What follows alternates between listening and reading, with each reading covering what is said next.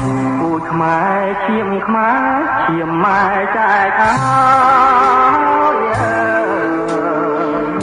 ឈាមច្បាំងគុំថយឈាមជាតិខ្លាបើ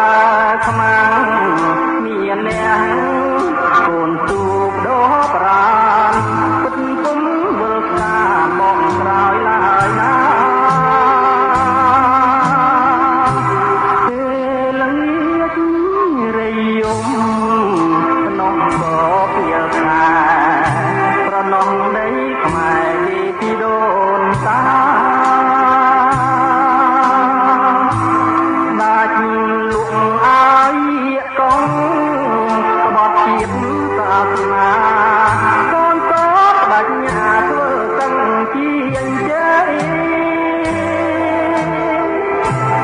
ម៉ែចេញច្បាំង